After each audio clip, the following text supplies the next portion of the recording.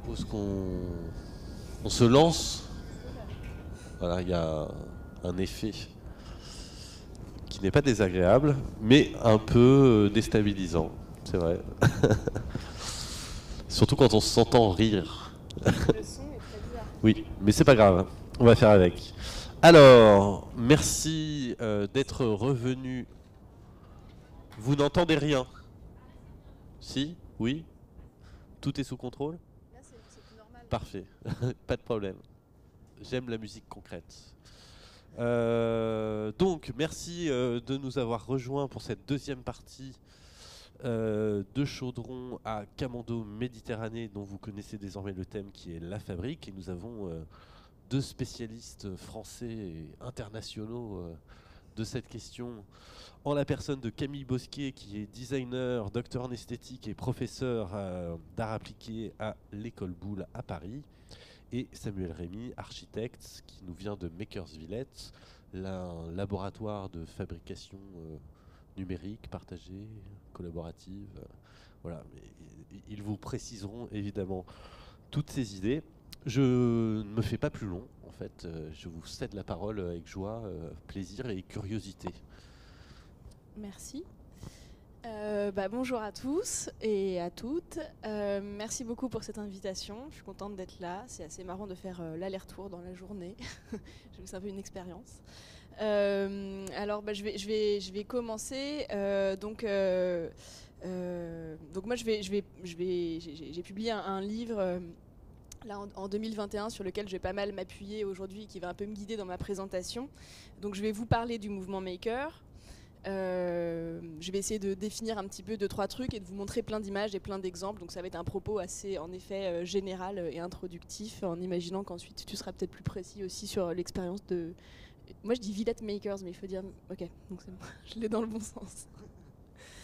Donc voilà, donc je vais vous parler du mouvement Maker. Donc le mouvement Maker, vous connaissez peut-être déjà, naît aux États-Unis au début des années 2000, et on peut dire que c'est un peu la convergence entre la culture numérique du libre et de l'open source et des savoir-faire techniques qui sont plus traditionnels ou artisanaux.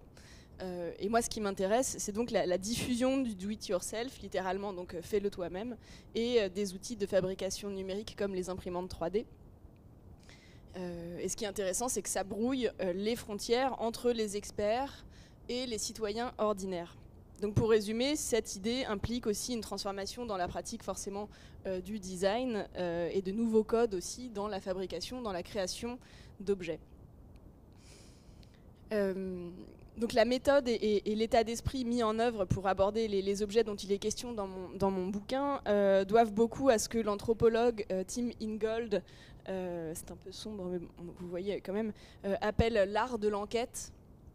C'est-à-dire, il s'agit, comme il le dit, d'une confrontation entre les idées dans la tête et les faits sur le terrain.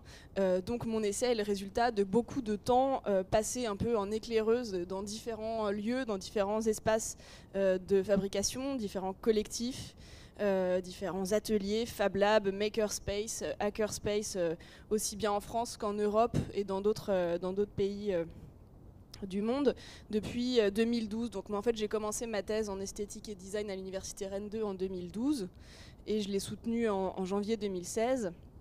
Et petite parenthèse, quand j'ai commencé ma thèse en 2012, il y avait 2 Fab Labs en France. Donc c'était un peu un sujet à défricher. Donc mon essai, c'est un peu le résultat d'un travail de reprise aussi, de relecture, de carnet de terrain, d'enregistrement, d'entretien, d'archives, de comptes rendus rédigés aussi un peu sur le vif ou dans différents carnets au fil des rencontres, au fil des déplacements et des expériences. Donc l'ambition de ma recherche, c'est de passer à la loupe des moments historiques, des objets, des discours, des machines ou des lieux qui sont porteurs de promesses, mais qui sont parfois transformés ou qui n'existent déjà plus. J'ai pu suivre comme ça sur plusieurs années la trajectoire de différents objets, projets ou collectifs. Donc j'examine de près ces situations et j'essaye de témoigner d'une situation qui est ouverte elle aussi, qui est en mouvement, qui est en transition, qui est difficile à figer dans des définitions stables. Donc les exemples et les objets que j'ai retenus dans mon livre sont emblématiques et forment un récit sur une sélection de cas concrets qui sont encore en mutation. Donc j'en ai gardé quelques-uns sur lesquels je vais revenir avec vous aujourd'hui. Un mot peut-être sur les pages de carnet que je fais défiler en même temps que je vous parle. Donc moi j'ai passé beaucoup de temps au contact de communautés de personnes qui n'aiment pas forcément les observateurs.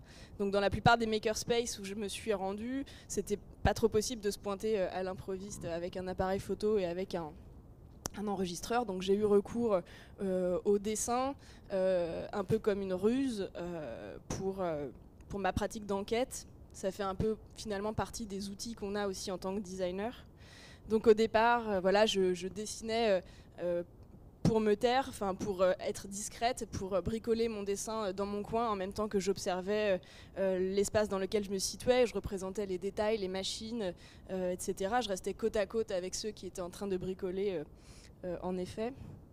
Et puis après, ce qui est intéressant, c'est que c'est devenu un hameçon. Donc en fait, la ruse s'est renversée. Je voulais dessiner pour être tranquille et pour pouvoir observer dans mon coin. Et finalement, ça a fait exactement l'effet inverse. Donc on venait et me parlait et commenter mes dessins et me décrypter aussi les choses que j'avais dessinées. Donc me préciser l'usage de telle ou telle machine, l'origine de tel ou tel équipement, me donner des informations. Et donc voilà, ça c'était juste pour dire un petit peu un mot sur ma méthode d'enquête par le dessin pour une thèse en design. Et j'ai écrit un petit article là-dessus que vous trouverez sur mon site si la question vous intéresse. Pour en revenir à mon bouquin et à ce qui nous intéresse précisément aujourd'hui sur cette question de la fabrique, l'idée aussi c'est d'explorer les évolutions d'un design qu'on dit ouvert, donc dans le design, dans le sillage du développement de la fabrication numérique et du mouvement maker. Donc il y a l'open source, plus généralement les valeurs du libre, qui sont liées au logiciel libre, donc au software, qui définissent de nouveaux espaces pour la propriété intellectuelle. Et ce qui est intéressant, c'est que ces principes sont peu à peu adaptés aussi au monde physique du hardware, donc du design, donc des objets et de la production tangible. Et il s'agit aujourd'hui d'inventer les règles d'un design qui est qualifié parfois de participatif, qui ne repose pas forcément donc uniquement dans les mains de professionnels. Et ça implique de dévoiler aussi les systèmes techniques, d'ouvrir ou de laisser nus certains appareils. Donc on a cette expression open source ou code source ouvert qui s'applique vraiment initialement au logiciel, dont la licence respecte des critères qui sont précisément établis. Donc la possibilité de libre redistribution, d'accès au code source et de création de travaux dérivés. Et on a cette idée qui s'étend maintenant d'une manière plus ou moins bien cadrée aux œuvres de l'esprit et donc à certaines créations. Donc les enjeux qui vont animer les acteurs du mouvement maker et les défenseurs des logiciels libres et de l'open source sont liés vraiment aussi à la manière dont le capitalisme et la grande industrie et donc une certaine idée aussi du design peuvent être redéfinis par une production sur mesure, locale, responsable. Donc là, je vous ai mis ce livre Open Design Now, qui est une publication de 2012, qui prend la forme d'un grand catalogue très utile et pratique avec quelques textes manifestes aussi qui ont contribué à bien documenter ce mouvement. Je vous propose rapidement un petit retour historique en accéléré, puisque les réflexions critiques sur la création et la production d'objets n'ont pas attendu les mouvements makers pour exister. Donc en France, le journal Système D se désigne autour des années 20 comme étant le journal hebdomadaire illustré du débrouillard, donc lancé en 1924 jusqu'en 1929. C'est un média incontournable pour tous les foyers français et l'objectif c'est de faire connaître et diffuser une culture du bricolage et de la débrouille, notamment donc pour accompagner aussi le peuple dans la reconstruction du pays après la guerre. Donc c'est aussi une manière de valoriser une forme d'épanouissement par le travail manuel, par les choses bien faites, la maîtrise des outils, redonner aussi une dignité à des activités de production qui sont exercées en dehors de l'usine tayloriste. Après, plus tard, durant les 30 Glorieuses, le bricolage, c'est aussi une activité qui tient une place particulière, à la fois comme un outil de résistance à la consommation de masse, mais comme un moyen aussi de valoriser l'autonomie, les singularités de chacun. Donc on va avoir aussi des designers comme Victor Papanek, Enzo Mari, qui sont des porte-paroles qui vont militer pour des schémas alternatifs de production et de conception, éloignés des logiques marchandes, industrielles, conventionnelles, voire carrément anticapitalistes. Et quelques années plus tard, dans les années 70, on peut dire aussi que le mouvement punk poursuit en fait l'invention d'un contre-modèle et d'une contre-culture, principalement dans le domaine de la musique, en prônant une indépendance, une autonomie aussi à l'égard de modèles commerciaux qui sont classiques et installés. Donc le do-it-yourself à ce moment-là s'applique à la création musicale. Dans un esprit de rébellion, il y a des échelles assez variées, donc on peut créer son propre label, éditer ses propres disques, ses cassettes, enregistrer soi-même ses morceaux, s'imposer dans des festivals indépendants. Voilà, donc le contexte actuel est bien différent évidemment de celui des années 70, mais on sait qu'il y a d'autres crises qui façonnent notre décor contemporain. Donc pour le dire vite, on sait aujourd'hui que notre mode de vie actuel est insoutenable écologiquement, économiquement et socialement. Et donc ces questions aussi, voilà, tout ça compose aussi les racines du mouvement maker, donc qui voit le jour dans les années 2000 et qui reformule ces enjeux en les associant à la diffusion de l'informatique, du numérique et des outils de création et de fabrication numérique. Donc pour quelques petites définitions rapides, donc on peut dire qu'un maker, moi j'aime bien dire que c'est un bricoleur augmenté par les nouvelles technologies, par les technologies numériques. Donc là par exemple on a Jean-Yves que j'avais rencontré au FacLab, qui avait fabriqué lui-même un petit système de ventilation pour sa salle de bain avec un capteur d'humidité, un ventilateur qu'il avait récupéré sur un vieil ordinateur. Et le boîtier blanc que vous voyez au premier plan, c'est imprimé en 3D. Et tout ça fonctionne avec une carte Arduino. Donc les makers se situent à la frontière de ressources et de méthodes qui sont proches de celles du design, de l'industrie et du prototypage. Pour la plupart, ils envisagent cette production selon des logiques d'autonomie qui relèvent souvent du hobby. Et ce qui fait du mouvement maker et de la fabrication numérique personnelle un objet d'étude riche et complexe, c'est de voir qu'il y a une nouvelle parenté entre les bricoleurs un peu sortis de leur garage et des spécialistes industriels. Donc de fait, ce mouvement implique différents positionnements pour les designers et pour la conception d'artefacts. Donc si je dois résumer un petit peu les idées fortes, c'est l'apprentissage par la pratique, la décentralisation, le partage de compétences aussi, l'autoproduction, la relocalisation, l'accomplissement personnel par la fabrication, l'émancipation par les techniques numériques.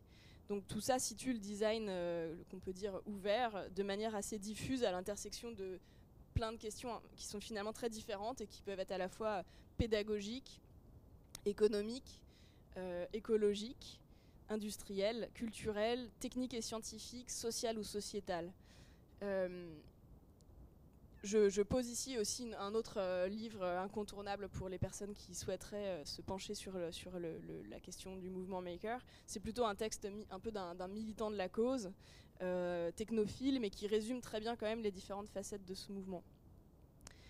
Dans mon livre, je parle aussi beaucoup des hackers qui existent depuis la naissance de l'informatique autour des années 80. Et d'une certaine manière, on peut dire que les hackerspace sont les ancêtres des Fab Labs. Donc les médias relient souvent les hackers informatiques à des pirates informatiques, ce qui est en fait un peu un contresens. Il faudrait plutôt parler de crackers dans ce cas-là. Donc il y a une différence entre un hacker et un cracker. Grosso modo, un hacker cherche à révéler des problèmes pour les résoudre, alors qu'un cracker cherche à s'infiltrer dans les failles d'un système pour en tirer un profit malhonnête. Donc il faut savoir qu'en théorie, il existe aussi une éthique hacker avec un certain nombre de règles morales à respecter qui sont importantes à connaître. Et donc voilà, en toile de fond, toujours ce qu'on appelle donc l'open source, le mouvement du logiciel libre, donner accès à ce qui est fait, partager, documenter chaque projet, ouvrir les objets pour comprendre comment ça fonctionne. Et ce qui justifie ma petite photo là aussi, contourner les difficultés, ruser, détourner et bricoler. Voilà, donc 20 minutes c'est un peu court, donc je vous propose de faire un peu comme si on feuilletait mon bouquin pour voir différentes choses dont je parle dedans, et je peux développer aussi après si besoin. Je parle pas mal d'impression 3D, qui est un peu le fil rouge aussi dans mon essai, parce que c'est vraiment un terrain stimulant pour le déploiement de plein de nombreuses fictions ou délires technophiles ou technophobes. Donc je regarde notamment pas mal ce genre d'objets qui sont des objets de démonstration qu'on croise un petit peu partout dans les salons où on met en scène des imprimantes 3D. Donc ces objets que certains appellent des crapjects, qui est la contraction de crappy et object, donc des objets merdiques. Qui sont donc ces objets un peu de démonstration qu'on imprime à la chaîne, qui n'ont pas trop de sens, juste pour montrer finalement que ça marche et pour montrer tout ce qu'on peut faire. Donc voilà, donc je regarde ce type de petite production assez impensée. Je m'intéresse aussi à différents projets qui sont un peu des démonstrateurs toujours. Donc je me penche sur ce projet de Marcus Kaiser, le projet Solar Sinter, qui a pas mal circulé, qui illustre bien aussi cet effort de démonstration et de mise en spectacle qui entoure le développement de la fabrication numérique et de l'impression 3D. Donc on a ici cette recherche exploratoire sur la machine elle-même. On est au milieu de rien, au milieu d'un désert, avec le sable et le soleil qui sont les seules ressources pour imprimer des objets. Donc vous pouvez, si ça vous intéresse, vous pourrez chercher et voir une vidéo où on voit très bien la mise en scène de tout ce scénario de production.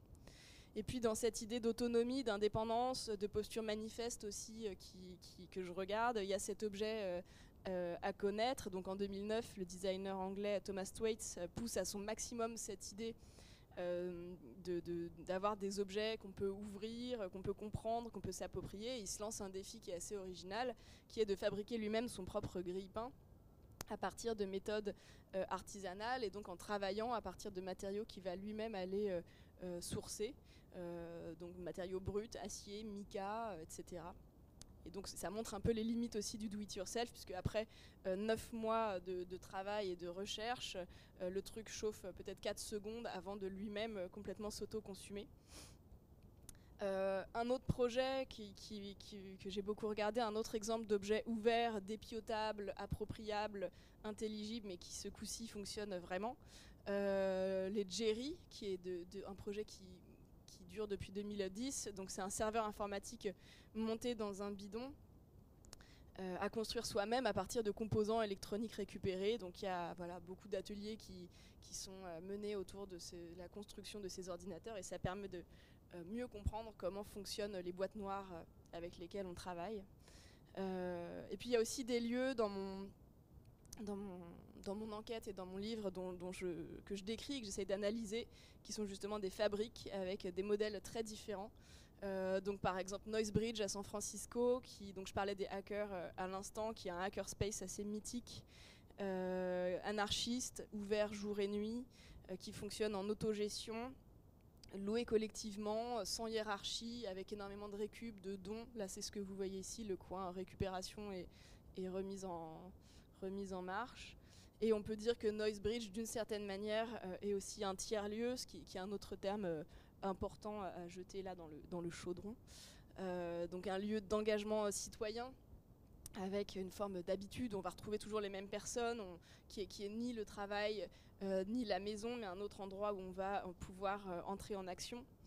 Petit conseil lecture au passage, pour ceux que ça intéresse, le sociologue Michel Lallemand, qui a beaucoup travaillé là-dessus, qui est un sociologue du travail, qui a passé pas mal de temps justement au hackerspace Noisebridge à San Francisco. Donc je continue mon truc un peu express. Donc quand on feuillette mon livre, on tombe aussi sur une reprise un petit peu historique sur la naissance du réseau des Fab Labs, le développement un peu exponentiel de ce réseau depuis les années 2000, réseau qui a été donc porté et poussé par l'équipe du professeur Neil Gershenfeld au MIT. Moi j'ai pu me rendre en Norvège dans l'un des tout premiers Fab Labs du monde, au bord d'un fjord vraiment perdu au nord du cercle polaire arctique, et qui a été monté à peu près en 2005. Et donc c'est un lieu qui est assez intéressant, qui est très en lien aussi avec les bergers de la région. Ils ont monté tout un projet notamment pour traquer les troupeaux de moutons. Voilà une image du tout premier prototype. Un autre endroit aussi à citer en exemple pour vous donner un peu une idée de ce sur quoi je travaille, le Fab Lab Southern Technology Center à Boston, qui est là aussi un des premiers Fab Labs du réseau, qui a une histoire très particulière et qui investit vraiment pleinement la question de la démocratisation. Donc c'est un lieu qui favorise la mise en commun de compétences. Il y a une dimension morale, éthique, politique qui est très forte C'est un lieu qui se définit comme un community center, donc vraiment un centre pour la communauté du coin. Et donc un des points qui m'intéresse beaucoup pour mon travail, c'est justement comment ces lieux de fabrique sont aussi les lieux d'une prise de pouvoir citoyenne. Donc là, ici, pour exemple, on a la charte des Fab Labs qui est affichée dans l'entrée, juste à côté de la Déclaration des droits de l'homme. Donc je continue mon grand balayage. Je m'arrête aussi sur des moments plus récents, plus proches de nous, mais qui ont beaucoup compté. Donc POC 21, si vous n'en avez pas entendu parler, allez voir. C'est un événement majeur qui est resté gravé dans la mémoire de nombreux makers et observateurs de ce mouvement. Donc pour situer rapidement, en novembre 2015 se tient à Paris la Convention cadre des Nations Unies pour les changements climatiques, donc la COP 21. Et à cette occasion, en amont, il y a une résidence internationale de makers qui est organisée dans un château, le château de Millemont, dans les Yvelines, pas très loin de Paris. Et pour 5 semaines, donc il y a une centaine de makers, designers, ingénieurs, bricoleurs qui vont s'installer avec pour objectif la finalisation de 12 prototypes, 12 projets liés à la transition écologique et à la lutte contre le réchauffement climatique. Donc POC, c'est comme Proof of Concept, donc vraiment faire la preuve qu'on peut agir de manière concrète et opérationnelle. Donc c'est une expérience assez originale qui synthétise en elle-même de nombreuses questions qui sont liées à un moment assez charnière dans lequel les futurs de la production, mais aussi les institutions politiques de notre système de consommation doivent être rediscutées et réinventées. Donc pour conclure, la quête d'autonomie, c'est un idéal politique qui anime de nombreux acteurs du mouvement maker et du logiciel libre. Donc c'est un idéal qui se construit par l'action, par le faire, par la preuve de concept, vraiment, donc au-delà du récit, au-delà de la mise en scène, même si parfois on a besoin de projets comme ça un petit peu chatoyants pour se projeter. Ça passe par une prise de distance avec les institutions établies, par la mise en place de dynamiques aussi de collaboration, d'apprentissage collectif. Et un autre cas aussi sur lequel je me suis penchée un petit peu, sur lequel il y a beaucoup à dire, donc face à la pandémie de Covid au printemps 2020, les collectifs de makers se sont coordonnés à grande échelle pour produire pas mal d'équipements différents de protection, à la fois pour les particuliers mais aussi pour les soignants, pour le personnel hospitalier. Donc il y a différents sites de production citoyenne auto-organisés qui se sont mis en place pour produire notamment des visières, des protections faciales, etc. Donc c'était un contexte assez inédit. On a vu aussi la manière dont ça pouvait remettre en question la question des brevets et de la protection des innovations. Donc avec cette histoire que vous avez certainement vu passer aussi de Decathlon qui a suivi le mouvement, qui a contribué à l'élan en fait, de détournement de ce modèle de masque de plongée Easy Breath. Donc d'abord ils ont bloqué la vente pour le grand public pour donner la priorité au personnel soignant, puis ensuite ils ont vraiment diffusé les plans et les informations techniques de ce masque pour qu'il puisse être complété par des valves et utilisé à l'hôpital. Et j'ai écrit un petit article là-dessus sur mon site si vous voulez aller voir si ça vous intéresse. Donc pour conclure ce tour d'horizon un peu express, ce qui est passionnant avec ces histoires de fabriques relocalisées, c'est qu'à l'heure actuelle on a différents projets, différents collectifs de designers ou des groupes de recherche qui vont vraiment exprimer ce besoin de requalifier leurs pratiques. Donc ils placent leur démarche sous la bannière de l'open design, du design ouvert, où on entend aussi parler de méta-design, de design participatif, de co-design, de design durable, de design éco-responsable, de design social, de l'éco-design. On entend aussi parler de design éco-social. Donc ce design ouvert dont je vous ai un petit peu parlé, en fait, rassemble d'une certaine manière ces questions et ces projets. Ça prolonge aussi ces tentatives de description de nouvelles manières de faire pour le design et ça pourrait en inclure encore d'autres. Donc on entend aussi parler de design vernaculaire, de design libre, de design décentralisé, de design low-tech, de design des communs, de design convivial, de design de la sobriété, de design frugal, design distribué, design non standard. Donc il y a comme ça une sorte de pluralité de qualificatifs qui se greffent autour du design. En tout cas, voilà, le but, c'est d'imaginer un scénario original de conception, de fabrication, de production et de diffusion. Et on voit bien que voilà, dans tout ce que je vous ai montré, même si c'était très rapide et que j'ai parlé très vite, il y a une culture commune qui s'affirme petit à petit dans tous ces ateliers qu'on appelle Fab Lab, Makerspace, Hackerspace ou autres. J'ai parlé très vite, mais j'avais envie de tout dire. Et c'est très bien, merci beaucoup Camille. C'est très riche, très intéressant et je trouve que c'est... Enfin, justement, le panorama montre aussi tout un tas de thèmes qui ont été abordés dans ces 2 jours et comment finalement ce phénomène maker est aussi le symptôme de toutes ces transformations, questionnements, enjeux. Et pas simplement d'ailleurs des questions, mais aussi de projets qui essayent d'adresser ces interrogations que l'époque nous impose, joyeusement parfois, et parfois pas joyeusement, mais voilà. Merci Camille. Samuel, je te transmets et laisse la parole. C'est à toi. Merci beaucoup. Donc moi je vais essayer de faire encore plus vite que Camille. C'est un des avantages du numérique, c'est que ça va à la vitesse de la lumière. Ouais. Et donc vous êtes obligé de suivre le médium. Le médium, c'est le message. Le message, je ne sais plus dans quel sens. Alors j'ai essayé de rebondir, de faire des liens un peu, parce qu'on s'inscrit tout à fait dans toute l'histoire que tu as pu retracer à travers ces différents espaces. Donc, j'ai même remontré quelques slides qui sont un peu similaires, mais qui montrent un peu autre chose, des mêmes choses, donc un autre éclairage. Bon, si j'avais beaucoup de temps, ça c'est la conclusion du message que j'aurais aimé vous faire passer. Du coup, je le montre au début, comme ça peut-être que vous serez un peu plus attentif au début qu'à la fin. Mais que grosso modo, c'est des histoires d'espace dans lesquelles on expérimente et on va transformer de l'information pour essayer d'en faire des concepts. Voilà. Après qu'on vit dans une époque où le temps, ça s'accélère, il y a un impératif d'innovation et on se demande finalement qu'est-ce que c'est que la modernité et qu'on a une forme d'amnésie par mémoire et on essaie de retrouver le lien par rapport au savoir-faire traditionnel et qu'il y a beaucoup d'innovations qui sont oubliées. Donc le futur, c'est peut-être aussi une forme de rétro-futur. Voilà, qu'il y a un certain nombre aussi d'oppositions entre certains nombres de mots qu'on voit. Hein. Le progrès, c'est contre la culture c'est pas la même chose que la nature, la ville, c'est pas la campagne. Voilà, toute une série de concepts comme ça qu'on traîne depuis 100-150 ans qui sont en train d'être dépassés à travers toutes les pratiques et un peu les choses que j'essaie de vous montrer. Donc ça, c'est un peu les thèmes qui, moi, m'ont traversé pendant les 10 dernières années. Et je vous les montre un peu comme ça. Que la fabrique, d'abord, les makerspaces, ils étaient dans les villes.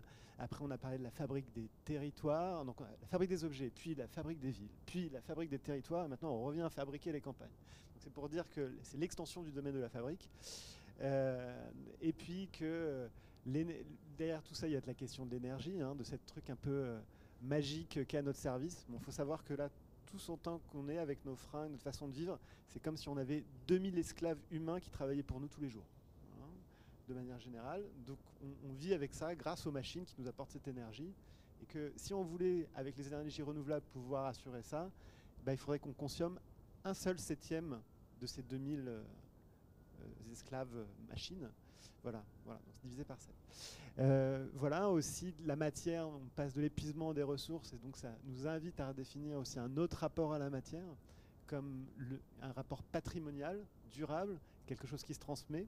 Alors si je vous parle de l'or, ça vous comprendrez que les bijoux de famille, vous allez les transmettre et faire attention.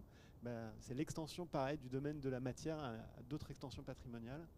Et puis il y a la question de ces acteurs, cet acteur réseau, ces humains qui coopèrent, alors le participatif, le collaboratif, l'intelligence collective, l'écologie territoriale, et toutes ces façons-là qui cherchent toujours des recherches de nouvelles formes de coopérer. Et pour reprendre Aurélien Barraud au MEDEF la semaine dernière, qui nous disait que le sujet du problème, c'est nous, et qu'il faut déjà qu'on commence par ça, et qu'on sera peut-être l'outil de la solution, mais qu'on est l'origine du problème. Voilà. Donc ça, c'est le message final. Et donc maintenant, je vais vous montrer plein d'images. Donc Villette Maker, on est dans le parc de la Villette. C'est ouvert, on est un tiers-lieu culturel et makerspace pour expérimenter et transmettre. La semaine, c'est pour les professionnels. Le week-end, c'est pour le grand public. Donc il y a ces 80 entrepreneurs qui sont abonnés et des entreprises qui y passent. C'est 10 000 visiteurs par an. C'est 80 personnes qui sont formées chaque année. Et puis une quarantaine de sociétés qui sont accompagnées. Donc voilà, le parc de la Villette entre la Cité des Sciences et la Philharmonie. C'est un bâtiment rond et rouge, des constructivistes de Bernard Tchoumi.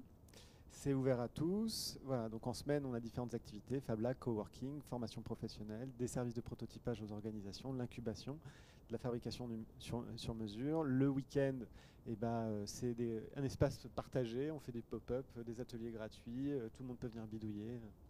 Voilà. Et donc on essaie de faire le plus de liens entre les expertises, la traduction de ce que les gens et les professionnels expérimentent la semaine pour venir le partager, le transmettre le week-end sous des formats gratuits pour le grand public.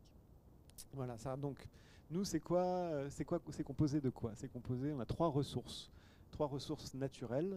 La première, c'est l'espace. La deuxième, c'est des gens. Et la troisième, c'est des outils. Et donc, c'est la combinaison d'espace, de gens et d'outils qui permet de réaliser des choses. Et donc, ce sont trois ressources à préserver autant que l'on peut. Alors ça, c'est le concept initial de quand on a créé l'endroit. Donc l'idée était de pouvoir créer une chaîne de valeur où on va innover, former, entreprendre, distribuer autour d'un même endroit et d'une même ressource du coup créative qui sont grosso modo des gens comme vous dans quelques années qui auront beaucoup d'idées, beaucoup d'énergie mais pas beaucoup de sous et qui voudront faire plein de choses. Voilà.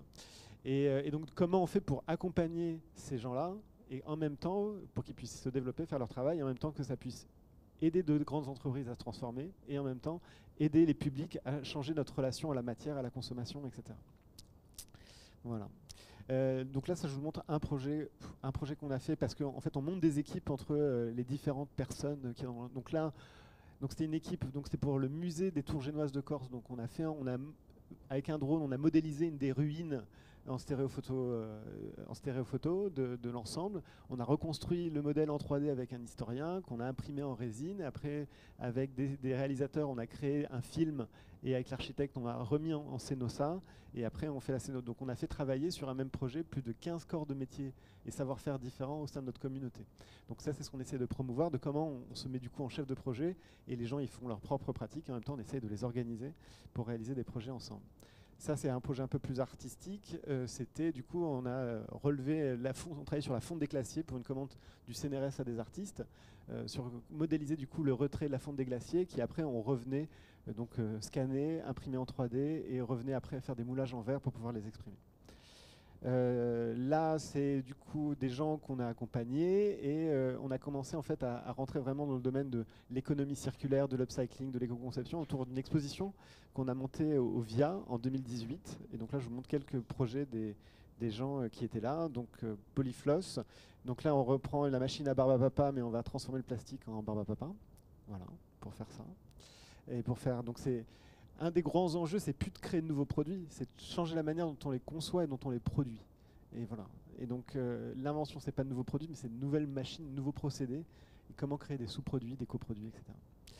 Alors celui-là, je l'aime bien. Ça, c'est la mer Dakota. Donc c'est un projet de Parme, du parmesan. Donc les vaches qui nous font ce très bon fromage, mais même leur caca est de valeur. Donc du coup, on a transformé le caca des vaches dans des superbes lignes que vous pouvez du coup manger un très bon parmesan. Voilà. Donc là, on est vraiment sur l'intensification de l'usage de la ressource vache. Et donc, un des principes de l'EUTEC, c'est l'intensification de la ressource. Si on n'utilise pas une chose pour 4 usages différents, c'est qu'elle est sous-utilisée. Donc là, on est avec de la fibre de carbone qui est récupérée à partir de bateaux abandonnés, à partir des coques de bateaux, donc on vient découper et retresser. Là, ce sont des tongs. Voilà, c'est un camailleux de tongs. Là, ça a été édité par Petit H. C'est donc toutes les chutes de cuir de transformation qu'on vient reusiner à la CNC et recoller. Et là, bon, ça c'est un tapis emblématique de Droog Design, donc dans les années 60. Donc à partir assez Accidental Carpet, à partir de toutes les chutes de tapis et de textiles, on recompose ça. Donc ça c'est un projet de 88 qui est un peu ça. Donc voilà, donc on fait aussi pas mal d'outils autour du design paramétrique qu'on utilise pour concevoir, puisque voilà, pour moi, j'allais plus vite. Et on fait pas mal d'impression 3D céramique. Alors, on invente aussi des machines. Je vous dis, l'intérêt, c'est de faire pas mal de machines. Donc là, vous avez les machines de Precious Plastic que vous devez connaître. Et donc, on a accompagné du coup 2 startups qui ont fait 2 choses différentes avec ce même principe de partage de données open source.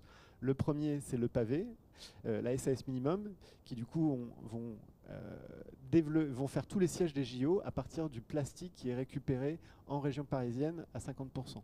Et donc c'est comment on peut, à partir d'une ressource locale, composer une économie de production, hein, d'éléments après qui vont pouvoir être travaillés, du coup un peu comme du bois. Donc là on travaille sur la transformation de l'offre des entreprises pour un produit plus local.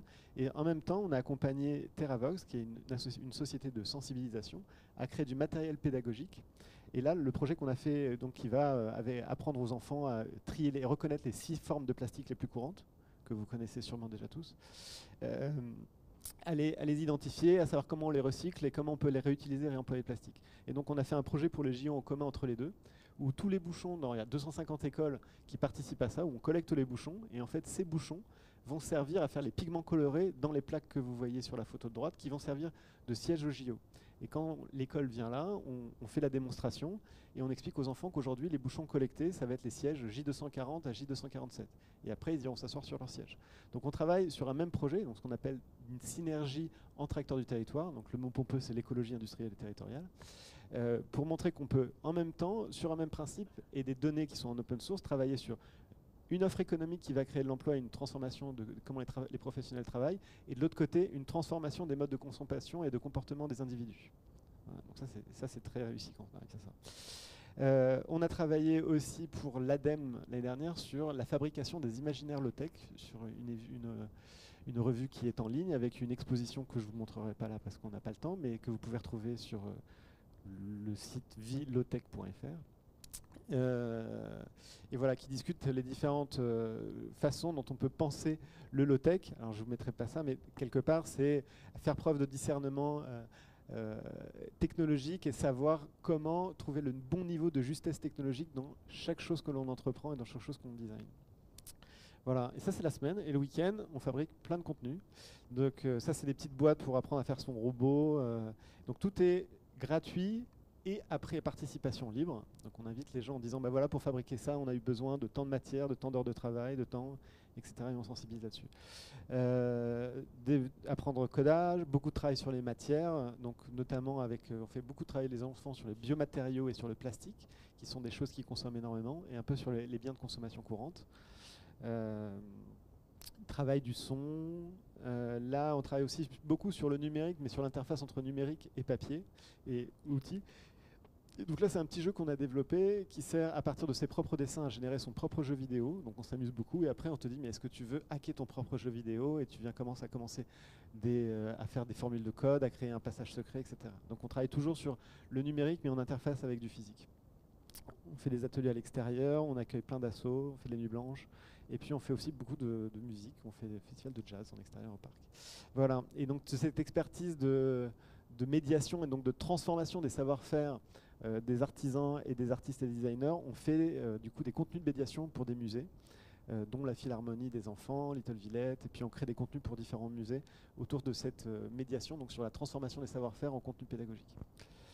Voilà, et on a fait un programme pour la Fondation JP Morgan pour susciter dès le collège pour devenir des entrepreneurs à impact sur un programme d'1 an.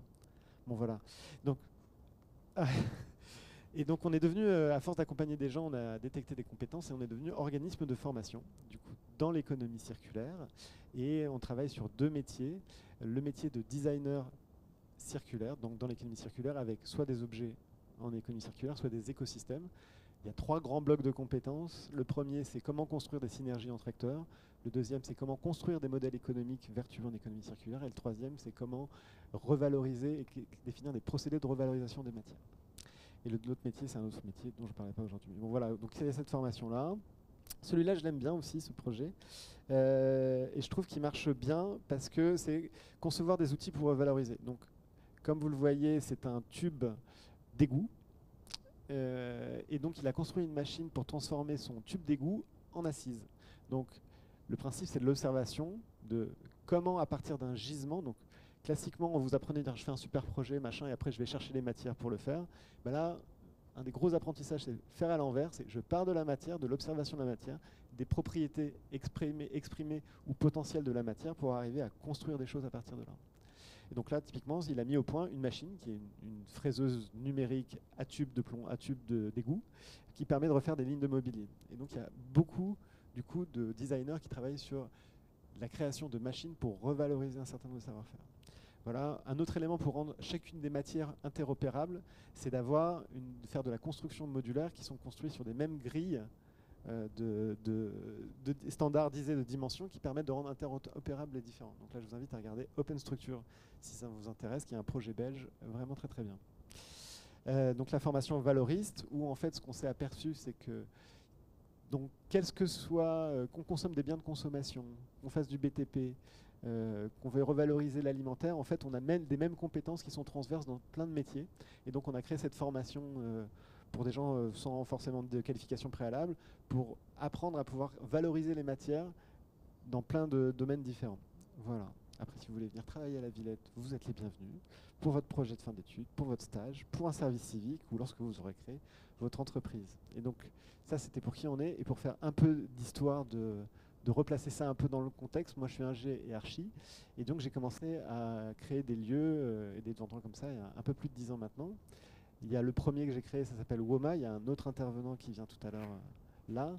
Et puis après, on a créé un autre qui s'appelle Ourque Blanc. Et puis après, Villette Makers. Donc pour moi, c'était une manière de créer des lieux dans la ville qui vont pouvoir transformer la ville pour faire des fabriques de quartiers et de voir comment on peut faire de l'acupuncture urbaine. C'était une stratégie.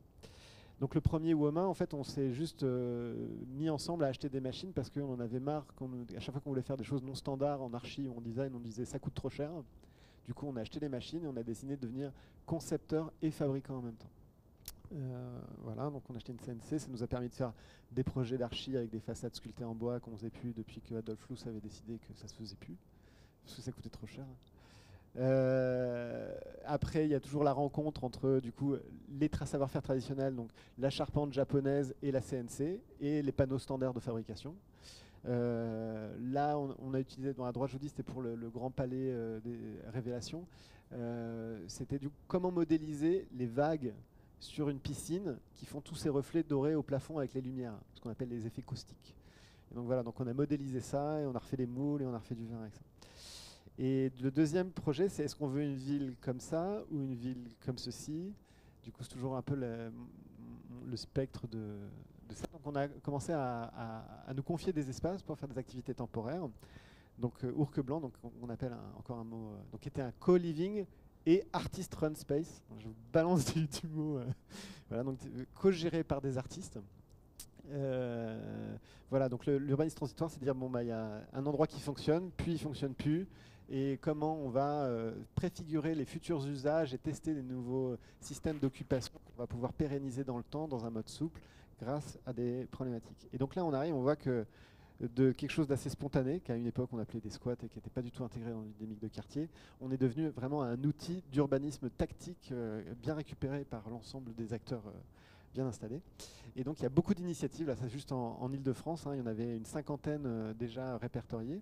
Et puis ce qui est intéressant, c'est que voilà, donc une photo de Encore Heureux, donc avec beaucoup de générosité, on envoie des espaces publics, on crée plein d'endroits de rencontres. Et ce qui est intéressant, c'est que ça va regrouper plein d'acteurs différents, ce qui a donné après l'idée aux gens de labelliser ça tiers-lieu. Donc avec plein d'occupants temporaires qui viennent pour différentes raisons et qui vont collaborer entre eux. Donc que ce soit des acteurs de l'art du réemploi, de la solidarité, de l'art, de la culture, voilà, tous les gens qui vont créer de la valeur foncière au bénéfice d'autres après. Et puis en même temps, ce qui était intéressant, c'est quels sont les intérêts croisés entre ces différents acteurs et qu'est-ce qui les amène à collaborer entre eux. Parce que c'est ça qui est intéressant, donc collaboratif, participatif et tout ça, mais c'est d'arriver à créer des synergies qui ne sont pas opportunistes, mais qui peuvent être durables entre différents schémas et types d'acteurs. Voilà, donc ça c'était par rapport à Nir Gershenfeld et du premier Fab Lab. Et donc bon, le Fab Lab, il y en a partout dans le monde, mais il y en a quand même beaucoup en Europe. Et en France, alors c'est... laisse tomber. Voilà. Alors en France aussi, on est le pays des fromages. Donc on n'aime pas... autant aux États-Unis, c'est ou t'es Fab Lab, ou t'es maker. Et donc voilà, t'es un universitaire ou t'es un bidouilleur. En France, c'est le pays des fromages. Donc on avait plein de tiers-lieux on a trouvé du coup ce mot-là parce que soit on était une ZAD, soit on était une friche, soit on était un work café, soit on était voilà, donc chaque endroit en France a cette particularité de leur donner sa petite touche personnelle qui existe un peu comme ça. Et donc voilà, donc on a réussi un peu à les mapper en fonction de différents types d'intérêts et de problématiques. Donc on vit dans une société pas du tout post-industrielle, mais au contraire hyper industrielle, avec des flux de matière qui ne sont pas forcément sur un territoire, mais qui sont à des très grandes échelles. Une autre problématique qu'il faut que vous connaissiez, c'est ce qu'on appelle le métabolisme urbain. Donc vous êtes surtout, on vit beaucoup dans la ville, mais qu'est-ce qu'on importe dans notre ville? C'est ce qui rentre à gauche. Qu'est-ce qu'on fait ressortir? Et qu'est-ce qu'on est capable de réemployer? Et donc d'arriver à mesurer le métabolisme comme celui d'un corps, mais celui à l'échelle de la ville, c'est un des outils et des instruments pour nous permettre de voir comment on gère la ressource en matière. Voilà, alors bon, à gauche c'est une photo d'Undertwasser, un peintre un peu hippie, qui parle sur comment nos différentes peaux et comment on s'intègre dans l'univers. Et de l'autre côté c'est une photo de la trace des émissions de CO2 des containers en Europe. Voilà, de tout ce qu'on fait venir de Chine. Et donc, des architectes qui font des Fab Labs, à un moment, ils veulent faire une Fab City parce qu'ils passent à l'échelle du dessus. Donc ça, j'ai mis cette photo-là parce qu'elle me fait rire, parce que je pense que c'est un clin d'œil à ce vieil ouvrage qui s'appelle le Last Wool Earth Catalog, qui est vraiment le début de dire on vit dans un monde avec des ressources finies, voici quelles sont les ressources, voici comment on fait pour pouvoir créer des outils pour les rendre accessibles et les économiser. Donc voilà, c'est 69. 72. C'était un magazine un peu comme le Système D, mais voilà, américain. Du coup, après, on a commencé à faire un peu un tour avec cette Fab City, les tours des nouveaux matériaux. Qu'est-ce qu'on peut fabriquer en innovation, donc avec du mycélium, avec des araignées, avec du plastique, avec le bois. On a regardé les nouveaux concepts de Speed Factory. Alors, je vous connaissais à Berlin. Vous pouvez acheter votre super Adidas pimpé avec les couleurs que vous aimez. Pour les avoir, le camion poubelle passe en bas de chez vous, il récupère les poubelles, il amène ça au centre de tri. Le centre de tri envoie directement un camion sélectionné à l'usine Factory Adidas qui vous refait des chaussures en plastique personnalisées qui vous sont après renvoyées par un coursier à vélo chez vous. Voilà. Désirable, pas désirable.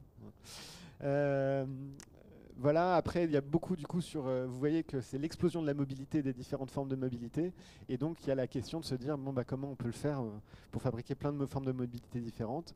Du coup après on a visité aussi plein d'autres types de makerspace et on a essayé de catégoriser les différents makerspace qu'on a pu voir en Europe ou aux États-Unis avec leurs différentes catégories. Ça c'est encore des produits, ça le Fairphone. Ça, je vous mets pour peut-être des choses à connaître. La crevable sur une machine à durée de vie illimitée. Le Fairphone, pareil pour éviter l'obsolescence programmée des téléphones. Et puis donc tout ça, en fait, ça vient dans une espèce de schéma global qui est le fait de dire que c'est plus facile d'envoyer un mail que d'envoyer un container à l'autre bout de la Terre. Donc que les informations circulent, c'est une bonne chose. Mais par contre, la matière consommée, c'est une ressource qui doit être faite de manière circulaire. Donc là, vous voyez comment on faisait avant à gauche, ça veut dire que je prends du pétrole au Venezuela, que j'amène en Chine, que je produis, que je viens consommer en Europe et qu'après je vais ensevelir en Afrique. Voilà, donc ça c'est pendant 200 ans. Essayer de changer un petit peu cette donne-là. Et donc avec du coup, pour faire cette économie circulaire, avec différentes chaînes et différentes dimensions et échelles, on ne va pas tout refabriquer chez soi, il y a différentes échelles qui s'imbriquent. Et donc quelles sont ces échelles, comment on les définit? Donc c'est l'objet d'un certain nombre de recherches qu'on travaille. Ça a donné notamment lieu, alors on parlait de design distribué, mais à ce fait de dire que du coup le design et la procédure de fabrication des objets sont disponibles en ligne. Vous pouvez avoir une bonne idée ici, mais qu'en même temps quelqu'un en Grèce, en Amérique du Sud, puisse fabriquer votre objet. Et donc de faire en sorte que comment on fait pour connecter des designers et des makers, comment on peut dissocier ça sans avoir besoin de faire de la production de masse ou de la production en grande série. Donc voilà, aussi un site que je vous invite à voir et qui est très sympa. Mais la France s'est réveillée et France Tiers-Lieux s'est créée.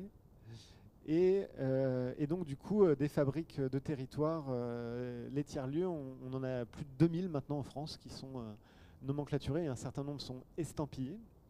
Et donc là, je vous ai mis juste la page pour ceux qui sont pour les ateliers de fabrication numérique et pas ateliers en France. Donc aujourd'hui, il y en a, je crois, entre 500 qui sont recensés partout en France. Alors j'ai pas fait le zoom sur Toulon, mais j'ai regardé tout à l'heure, il y en a 6 recensés à Toulon. À Paris, j'ai pas regardé, donc vous pouvez voir ça.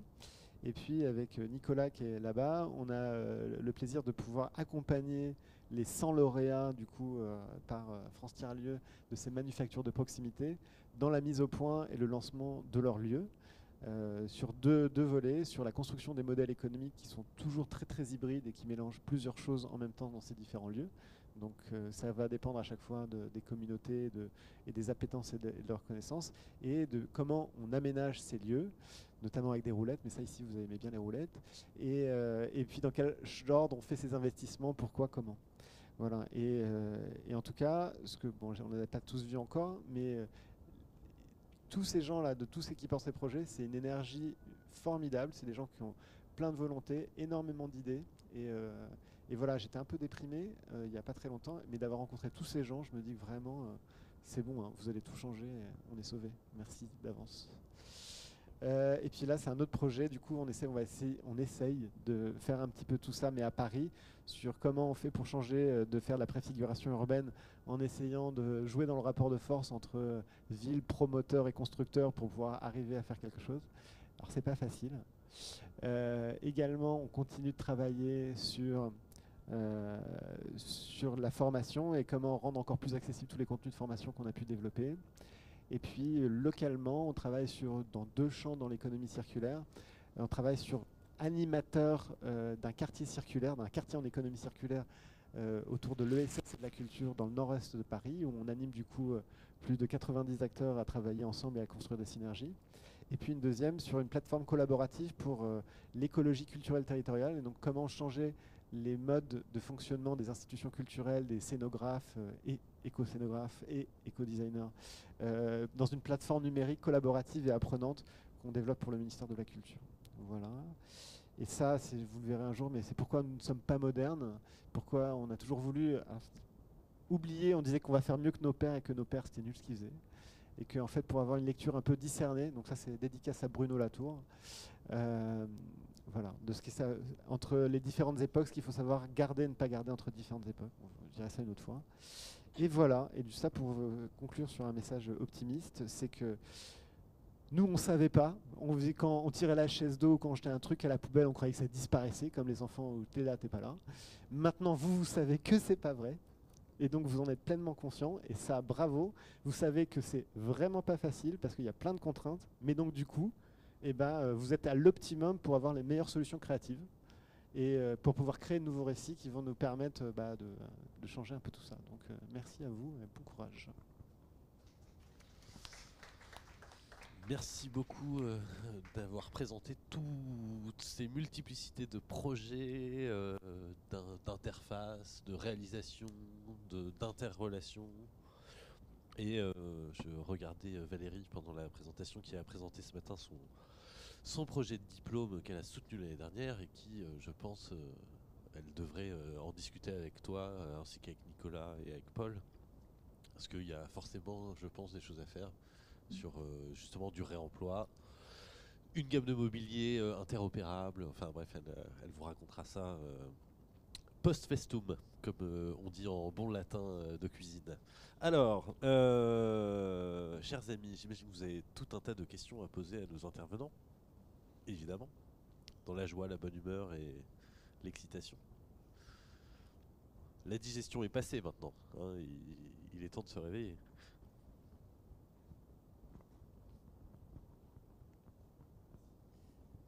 Alors, en fait, c'est pas une question. Bon, déjà, merci pour vos présentations, mais c'est pour faire une toute petite pub. S'il y en a certains d'entre vous qui sont intéressés par l'univers des makers, et notamment les makers locaux, il faut savoir que ce soir, à partir de 18h, on organise un apéro maker au tiers-lieu L'Alternative, qui est pas très loin d'ici.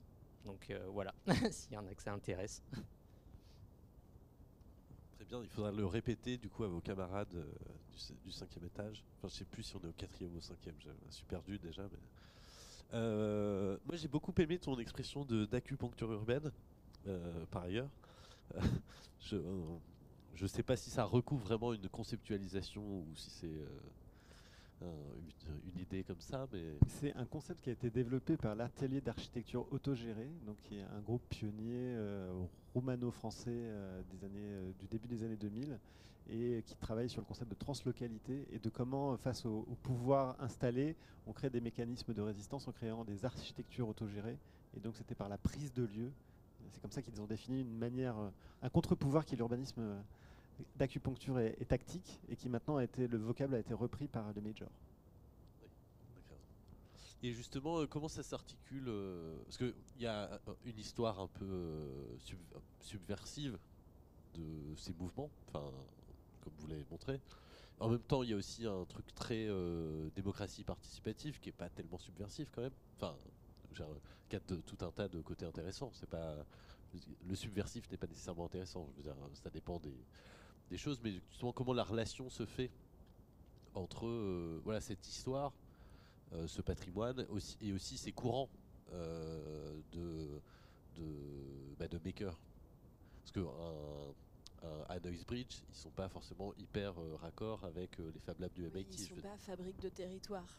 Non, voilà, ils sont pas fabriques de territoire, ni Living Lab, ni... Ouais. Non, bah c'est sûr que dans cette histoire, on dit cette histoire, c'est un peu parce que c'est une histoire politique. Et protéiforme. Enfin, c'est ça que C'est sûr qu'il y a des courants et des lieux et des pratiques, des communautés qui sont en effet subversives, à tendance anarchiste, etc. Et d'autres volets de l'histoire qui vont plus aller d'un côté néolibéral ou aussi, tu l'as montré un peu à la fin, la convoitise politique autour du développement de ces lieux-là qui pousse aussi à multiplier les labels pour le meilleur et pour le pire aussi. Enfin, on pourrait aussi se demander si ça ne crée pas une forme d'uniformisation de ces lieux, si ça coule pas certains lieux au profit d'autres, parce que faire un dossier pour répondre à un appel à manifestation d'intérêt, c'est pas forcément à la portée de tout le monde.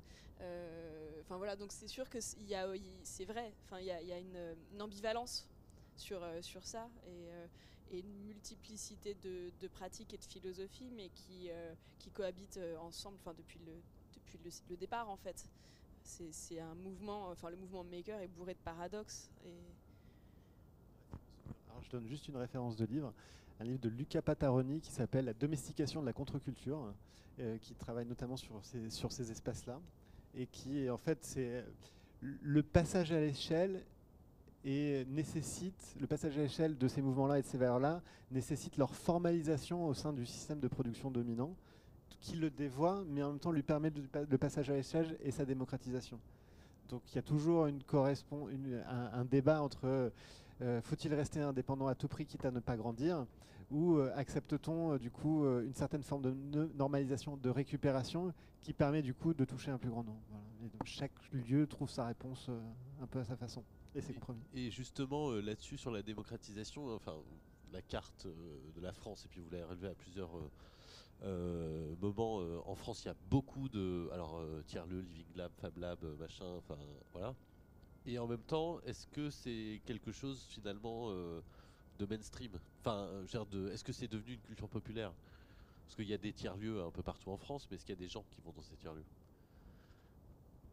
Qu'ils soient pas déjà en fait des bricoleurs ou des... C'est juste il y a un stéréotype souvent. Qu'ils soient pas des hommes geeks. Enfin, en fait, je pense qu'il y a aussi tellement de types de lieux et de publics différents que en effet, a priori, chacun s'y retrouve. Et j'ai l'impression que certains lieux peuvent en effet se revendiquer comme étant très ouverts, accessibles à tous, et en fait, en réalité, être un peu intimidant. Enfin, par exemple, Noisebridge dont on parlait, on n'est pas en France, mais il y en a d'autres, des équivalents,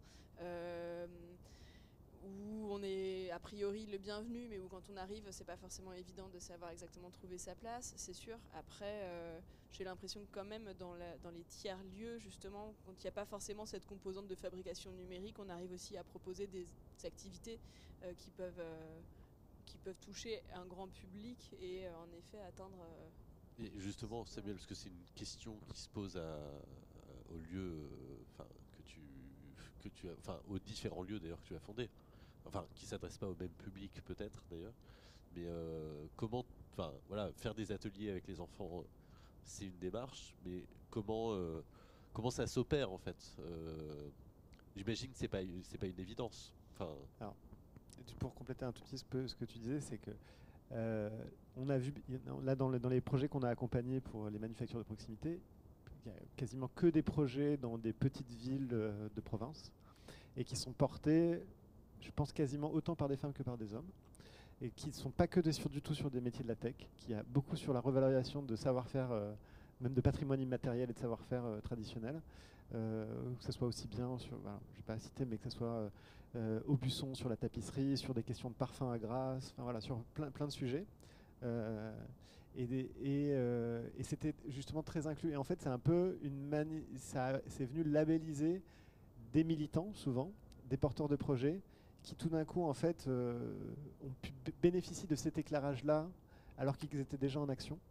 Et parce que ça vient dans un moment où l'État, via l'Agence de cohésion nationale des territoires, se demande comment recoudre la fracture entre la France des villes et la France des champs. Et que ça, c'est un des outils. Et du coup, ça met en projecteur un certain nombre de ces communautés, bon, c'est le début, donc il faudra voir dans quelques années, mais voilà, les gens qu'on a pu rencontrer, les projets, c'est vraiment hyper riche, et c'est vraiment que des projets différents. Et ouais, non, mais carrément. Et par rapport à les ateliers gratuits le week-end et comment on fait pour engager les communautés de créateurs, en fait, on les rémunère. Et on les rémunère pour animer. Et par contre, ce qu'on leur apporte, ce qu'on leur apprend, c'est qu'on leur apprend à traduire leur savoir-faire professionnel en savoir-faire transmissible. Donc un peu le principe le week-end, c'est une œuvre, un atelier, un produit. L'œuvre qui sert à émouvoir et inspirer, l'atelier qui permet de comprendre et de s'approprier l'univers, et le produit qui permet soit de se souvenir, soit de soutenir la personne, soit de prolonger l'expérience. Et on essaie de du coup travailler à chaque fois là-dessus. Pas de remarques particulières de la salle? Si.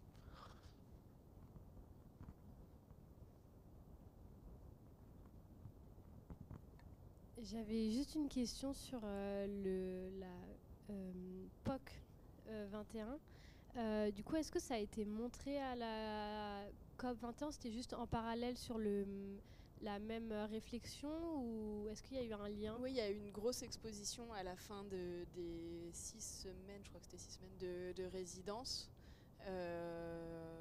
Voilà. Qui du coup a été pas mal médiatisé, documenté, et a permis aussi de faire connaître ces projets-là et cette démarche. Donc ouais.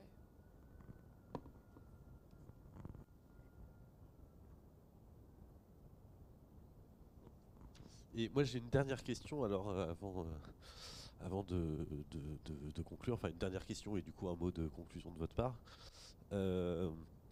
Si vous faites un peu de futurologie, parce que finalement un des enjeux c'est de réinterroger le modèle industriel contemporain. L'idée n'est pas... ça paraît compliqué que nos modes de vie changent radicalement du jour au lendemain.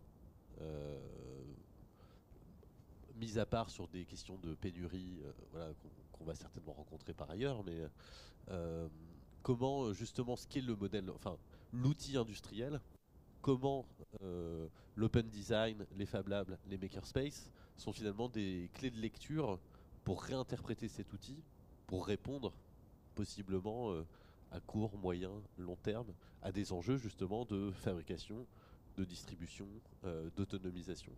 Je sais pas si vous... c'est vraiment de la prospective et de la futurologie, mais je sais pas si ma question est claire. Mais l'exemple que tu donnais, qui est peut-être pas le bon exemple, mais l'exemple du Covid, c'est-à-dire, voilà, il y a un problème. En fait, on a des ressources, on a des machines, on a des compétences. Les industriels ont du stock, ok, on redistribue et voilà. Mais est-ce que ça, genre en dehors de temps de crise, il y a des mécaniques ou des projets peut-être d'ailleurs qui permettraient de déployer ça de façon plus quotidienne, généralisée, enfin je sais pas. Voilà, c'est une question ouverte à laquelle vous avez le droit de ne pas répondre. Franchement, j'ai pas la réponse, mais je pense que c'est vraiment la question que ça pose. Donc, t'as bien résumé. Non, j'ai pas de réponse ou de projet ou d'objet parfaitement. Enfin, c'est vrai que le Covid, c'était un bon exemple de la manière dont finalement le peuple a trouvé ses solutions lui-même, quoi, de manière plus opérationnelle, plus efficace.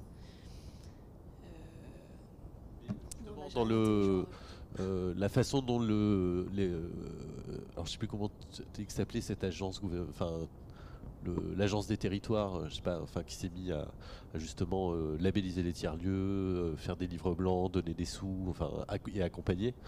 Est-ce qu'il y a aussi une stratégie indépendamment de recoudre le territoire ville-campagne, aussi de redéploiement en fait, de compétences, d'industrie, de savoir-faire, dans les programmes on va dire politiques d'orientation et de stratégie, c'est une évidence depuis 15 ans. C'est écrit déjà dans les rapports des experts depuis de nombreuses années qu'il faut réindustrialiser et rapprocher la production. L'exemple de Makers et du Covid, il est hyper bien parce qu'il a permis de montrer que quand on a une chaîne de production réputée rigide, réputée fiable qui s'effondre, en fait le premier système de subsidiarité et de résilience, en fait il était mis en œuvre et hyper efficace par ces réseaux de production locaux. Donc ça a permis de donner confiance justement dans la capacité de ces réseaux à prendre le relais. Après, quand on regarde sur les différents à grande échelle, par exemple le BTP qui est un très très gros, qui fait beaucoup de déchets, qui fait beaucoup d'énergie, tout ça, pour arriver à faire bouger les lignes, en France on travaille avec 2 instruments, la carotte et le bâton, et c'est sûr que de toute façon il y a un rôle à jouer même s'il y a des gens qui ont des super bonnes idées et qui font des choses, il faut qu'il y ait une réglementation qui soit de plus en plus contraignante, et en même temps ces aides comme celle de la NCT qui sont incitatives et qui vont aider les gens à mettre en place de nouveaux systèmes. Très bien, c'est très clair. Un mot de conclusion ou tout est dit? Tout est dit. Eh bien, merci beaucoup, Samuel. Je dis les services civiques, si vous voulez postuler, faire une césure et apprendre plein de choses pour vos études, pour vraiment les finir de la meilleure façon, ça commence chez nous en début septembre et début février, et ça dure 6 mois, c'est des équipes de 3, et on s'amuse beaucoup. Et c'est une expérience formidable. Dans un lieu voilà. Bah, vous êtes plusieurs, vous pouvez vous répartir.